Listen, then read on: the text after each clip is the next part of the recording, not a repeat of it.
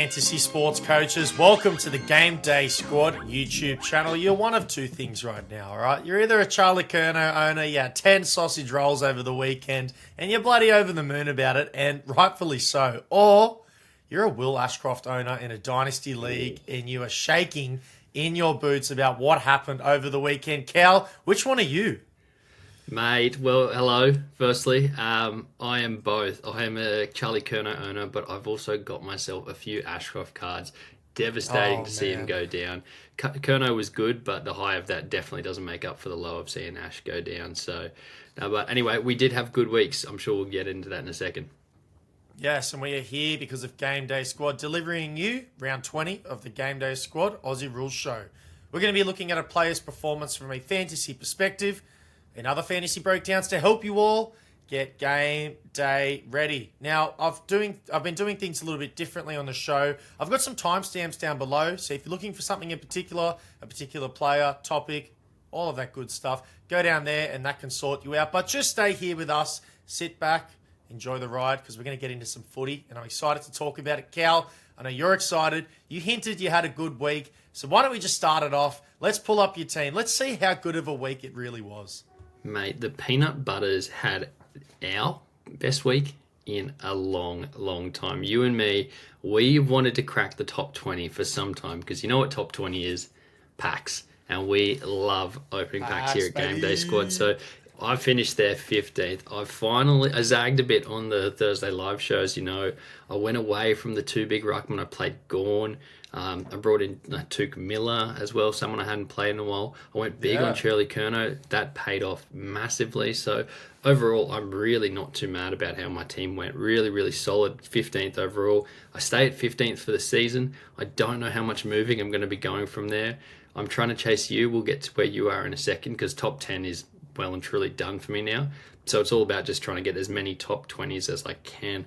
Looking at my team, the one thing that I did do, I did play Miller, and I wish I played Steel, but I just didn't have a bronze Steel card to play in there. I only had a silver or a gold, so I went, you know what, I'm going to stick with Tuke, and that actually cost me a top 5 finish. So, but I can't complain too much. I'm pretty stoked with how it went. So yeah, overall, really, really good week for the Peanut Butters. Yeah, mate, your team's cracker. If anything, like I wouldn't be so worried about the Tuke Miller for Steel, but JB Green getting subbed off. I know you mentioned it. You texted me on the weekend. You were livid. You thought he was in for a good game, which he was definitely in for a good game. He was killing it. That had to sting a little bit as well when you look at how you went this week and the potential score. That stung. He also missed a couple of goals he normally kicks. He had a couple of snaps. I think it was in the second or first quarter. And I'm watching him, and I'm just watching these 8 points just miss either side of the post. And I was like, Toby, what are you doing? You're killing me. I think he only had 3. And it would have been second, because he only had 3 kicks in the first quarter. And I was like, geez, he's got to hit the scoreboard or I'm in trouble here. But I can't blame that on him being subbed off. I was, going 100 plus is okay. Like I said, I didn't play Dunkley and I didn't play Butters. I try to take a couple of the big names out of my team this week, because I do need to zag a little bit, just because I'm, seasonal's done, so it's all about weekly competitions. And I tell you what, even though I was happy with Curnow, imagine if I'd played Dunkley and Butters as well. So yeah, swings and roundabouts. Yeah, 100%. How about your team, though? Because I do know I've pipped you, and I let you know about it yesterday afternoon. So I believe I'm racking the wins up against you. But unfortunately, these wins are only minor. They're not by much, you can see there. Even though I did beat you, it's only, 9 points? 10 points? Yeah. 9 points. And I did want to call out, I wasn't a Charlie Curnow player this week. And, something really hurt is that I was watching the Curnow game, Cal. We were chatting, and I thought, I'll open up a pack. And guess who I got in my pack? Big Charlie. A silver Charlie Curnow. And I was like, that would have been a pretty tidy card to play this week. Of course, because of the rolling lockout, that wasn't an option. But you can have a look at my team here. 9 points off Callum, finished 19th for the round. So it just shows how close from 20th to about 12th is on that leaderboard. There's literally, I think, 20 points splitting the difference. I saw in the Discord someone just missed out. Like, that's just how the season is this year. It was funny this round. I didn't have anyone that I thought exploded. I just had a real good base for every player. Of course, Tim English could have played a little bit better. Even Nick Dacos probably having one of his worst, I'm going to do this in quotations, worser games for the season because that's still a good game, but just by his standards, isn't the best. But yeah, mate, everyone's looking good. I've got a bit of a forward dilemma. So Zachy Butters, you can see, didn't feature in there, and you can see how good other players are playing. But I've also had a look at the club. I got Sam Flanders, so I'm really going to have to do some thinking this week because I feel like I've got 8 good options that I can put in that forward line right now with only 6 slots available. So I'm going to have to hit the drawing board. But stoked with the week I had for everyone who's been there with me all along on this ride. For me and Cal, trying to get us in the top 20. Let's go. We finally did it, mate. We did. I reckon we keep our packs for the live show on Thursday as well. We've been searching for a legend card pool on a live stream. We've been doing it. I know people like Hef from the Keeper League's been doing it.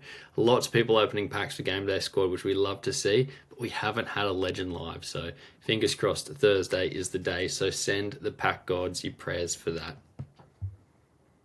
Yep, everyone, put a comment right now, bless up, something like that. Smash a like on the video as well, because for every like, better luck we're going to have in that pack opening for the live stream. But let's flick it over to our top 10 for our Classic and Champion competition this week. Cal, mate, have a look at these scores. Bloody awesome work, eh? Yeah, awesome. Fish and Crips, loved the name. Also, look at them, 40 points ahead of second there, so they're on a bit of a tear. I'm seeing on the leaderboard, I checked, they're 11th in the overall standings, so they're clawing their way to their top 10, and that weekend definitely helped. Awesome to see some really new names up there. We love seeing a lot of different people enter the top 10 from a platform point of view, from a us point of view. Means that there's more and more people joining and makes it harder for you and me to get there, Tom. But one of us will get on that leaderboard by the end of the season for at least one of the rounds, which is great to see. And shout out to Splash Brothers, again, killing it at the moment. It's getting pretty good there at the top. Sarong But So Right is leading the champion competition, but you can see they've lost 100 or something points on the weekend. So who knows? Both the seasonal comps up for grabs. But yeah, shout out to those guys. Top 3 getting some cash coming their way, and the rest of the top 10 getting a couple of unique packs. Yes, mate, absolutely. Very well done to everyone for round 19 of GameDay Squad Fantasy. Awesome scores and good luck in opening your packs, and congratulations to everyone who got a cash prize. How bloody good. But let's move her on, Cal, because I've got something spicy coming up for you now. You know we love to do buy, sell, holds, especially because we're a dynasty platform. We look at it from a dynasty perspective, not only for this year, but for so many to come. And I've got a good one for you, mate. Are you ready to go with this? Yeah, hit me. All right, let's do it. Let's get straight into it. LDU. I know this is a name that hasn't been thrown around as much this season, but was one that was a hot topic last year, especially for Dynasty. Just for some perspective, he has a 111.2 GameDay Squad fantasy average, and he's currently 24 years old as a midfielder. The next player I have on the board for you is... Favourite... I know you do love those North. You know, you love the Jack Zeeble combination. But the next player I've got for you is Matty Rowell. He has 107.4 GameDay Squad fantasy average, and he's currently 22 years old as a midfielder. And the last one is Nizaya Wanganeen-Milera, who has 109.6 GameDay Squad fantasy score average, and he's 20 years old. So you went from 24 to 22 to 20. I see what you've done. You had listed off the averages before. So how do we see it? And I want you to have a look at this. Don't disregard position changes that may come in the future. Just go on the assumption that all of these players will be midfielders for the next 5 years, because they currently are. How are you looking at this? Buy, sell, hold those 3 players, Cal. Go. That is a goodie. I was watching LDU yesterday. They played really well against the Saints. And Wanganeen-Milera didn't have his best game. Speaking of that game... He still played pretty good for a 20-year-old, didn't he? Oh, mate. That game was awesome. I didn't think that game was going to be so good. It literally came down to the last minute, and Higgins had that goal. I'm not sure if you saw it, but it was a fantastic ending. But I did feel for North because they led nearly the entire time and let it go with a minute left. That has to very similar to the Richmond Hawthorn game. I've got my picks. It's taken me a bit of thinking. It's a very good one. Sometimes you give us ones that I can just smack for 6. That was actually a very, very tough one. I'm going to buy Matty Rowell. Been a tough Ooh, I don't year. know if I was expecting that, but I Yeah, like it. Hit me. yeah, I still do really like Matty. I still think there's a huge upside for him. His best games are elite. But just that midfield at the moment, like he's still so young. It's easy to forget just how young he is because it feels like he's been around forever. And the Suns will Exactly, get eh? their stuff Yeah. together sometime. Shout out Kerm, who's not here again this morning. The Suns will get their stuff together at one point in time, and I reckon he'll be one of the big reasons, if not the reason, for that. So I'm definitely want him for that. Wanganeen-Milera, you can't be that good in 20 and me selling you, so I'm going to hold him. And then LDU, he's 24, but you just compare, and like he's a star. Like you did make this tough, so it's not an easy one. But if I'm just looking around, is LDU the 24-year-old in the league that I want? Probably not. There's probably a bunch of midfielders that would take over him. So I'll sell him and try and save up for someone like that. Cal, mate, I'll tell you what, that is actually super surprising because, if I go back through the YouTube videos from a very long time ago, or it feels like, which is last year, LDU, you were so high on as a player in terms of like his dynasty potential, the way he was playing in 2022. You gave good raps for him, especially over the likes of someone like Matty Rowell. But now this season has definitely told a lot for you. And that different perspective, I was a little bit surprised, but I actually hear you out and I sort of agree with you there. I don't remember being like I like LDU, but I don't remember being the advocate that you think I was. But just to confirm, who would you have gone for your buy sell hold? Yeah, I definitely think it's a buy. Nazir, Wanganeen-Milera. I just look at his potential as a player. I'm so high on him. Like, he's just so electric when he plays, and he really does play that outside midfield role so well. He's a very good ball user. He's going to be a good player for a long, long time to come. So, super excited what he can bring. Hold on to Matty Rowell, just for the reasons that you said, is that it is going to click. I just feel like it's not clicking right now. So, One day, hold on to Kerm. him. One The day. potential's there. You never know when that time will come. I'm not sure. I'm not going to put a timestamp on it, but it will come, as you said. So we'll leave it at that. And LDU, unfortunately, yeah, we'll have to chop. So see ya, LDU. Pretty similar to yourself, mate. No, fair enough. Fair enough. Yeah, but a good and cheeky buy, sell, hold scenario. There's our thoughts on it. But let's get into my favourite part of the show, Cal, mate. Take it away as a super sub this week. You know what to do. Pack of the week. We love it. I love doing it when Kerm's not Yes. here. And I've got the winner from Stealth who submitted this one on our Discord. Check out that 9-player Whoa. unique pack. There is one player in there that I'd be stoked My getting, eyes. but it is the only player you probably want in a pack. And that is, of course, that Diamond Dacos. I don't even care about the rest of them. Broad, maybe. The rest of them, nah. That Dacos is good enough for the winner. So, Stealth, mate, you'd be stoked with that. And you've won our pack of the week because of it. So, yeah, am I crazy? Is there anyone else there that you'd consider? Or is it just Dacos is it? And that's why he's the winner? I'll tell you what, like, let's say you had 29 player unique packs and you could guarantee, and like all of them are going to be mid, but you could trade in all 20 of them just for the guaranteed Diamond Nick Dacos. You do it without even skipping a heartbeat, without even blinking. So I totally agree with you. There's not too much to desire outside of Nick Dacos, but there doesn't need to be because he got Diamond Nick Dacos. What a bloody pack, ripper pull. Exceptional work. Well done. Congrats. And I believe on the Discord, that pack of the week will be sent your way. So make sure you do get submissions in. It is that easy. Just take a photo or a screenshot of your pack that you get. It can be your starter packs each week. It can be the rewards pack. It can be any pack. We are always just looking for the best pack. So just send that through and hopefully this could be you next week. Well, mate, seeing as you're subbing in for Kern, why don't you tell everyone what's the criteria for next week? What are you looking for, or what will we be looking for Pack of the Week winner? Ooh, you're going to throw it to me on the fly. I'm going to call an audible here. I want to see worst pack. Dacos is the elite. Yes. Dacos is the elite. I want to see your Diamond Charlie Dixon come out of the pack and you just be like, you kidding me? That's the best card I've got. Or I want to see a Diamond Adams. Yeah, I want to see a Bruce.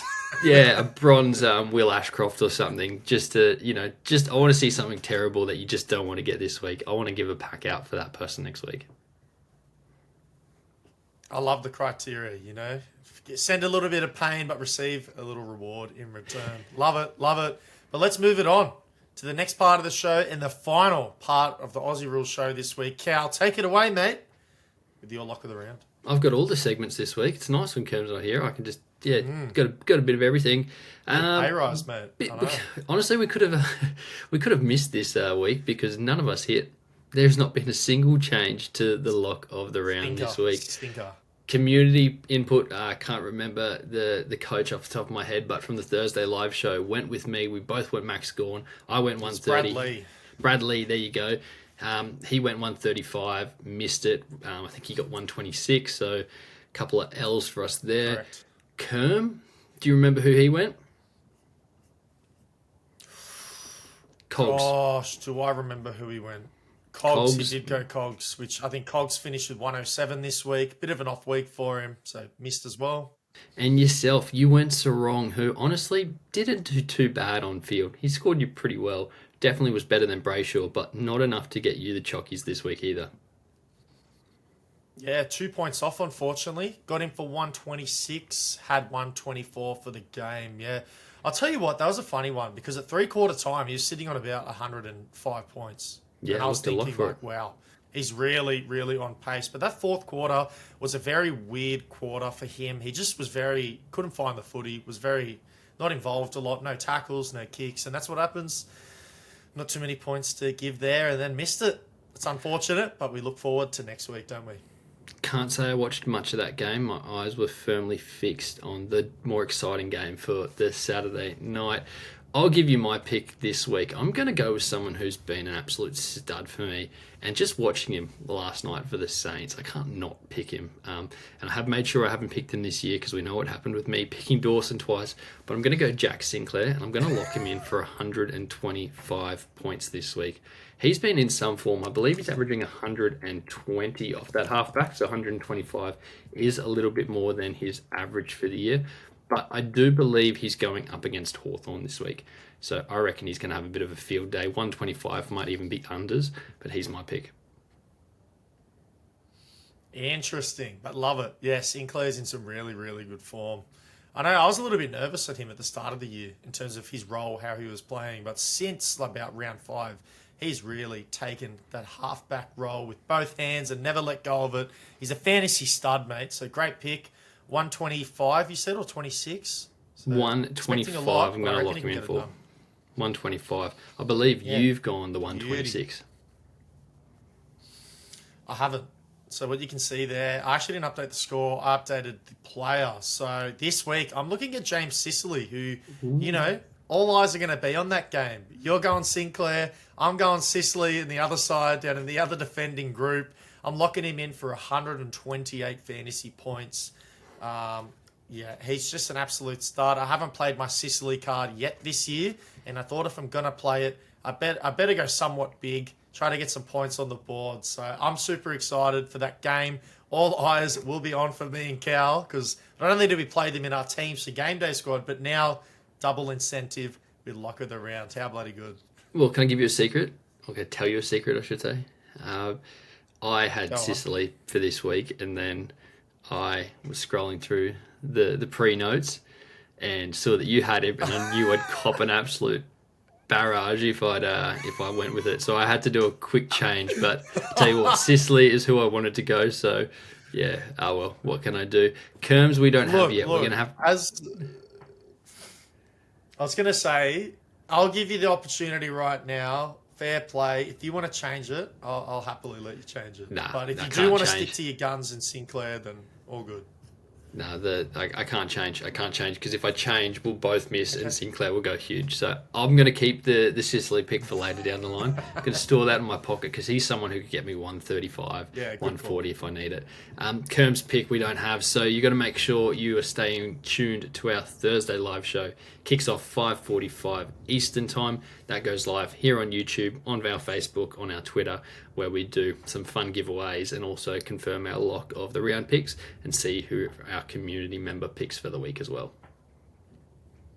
Yeah, exactly right. It is the best way to pick up new and free cards is on the live stream. So make sure you're ready, 5:45 Thursday, as Cal said, and we'll see you all there. But that's going to wrap us up for another episode of Game Day Squad's Aussie Rule Show. This was for round 20. Mate, I had a bloody blast talking footy. We finally got some reward packs, which, as you hinted at, I think we open on the live stream, right? So even more incentive to come over. Maybe we'll give a card away or two from the pack as well if I'm feeling nice, if I'm feeling good, in a good mood. Swanee's won this week, so I am feeling good. But, yeah, mate, anything you want to leave our viewers with today, Cal? No, make sure you jump on our Discord if you're not there. It's the best way to stay in touch, not only with ourselves, chat all everything fantasy footy and game day squad, but also chat to other coaches. Great place to talk about trades and different things and who you think might be, changing positions next year and what people are feeling about different things. So, yeah, no, join us there or on our other socials if you're not on them already. Absolutely. There's not long left in the season, so make sure you're locked in now. It's the final stretch, and we'll see you very soon. Cheers, everybody.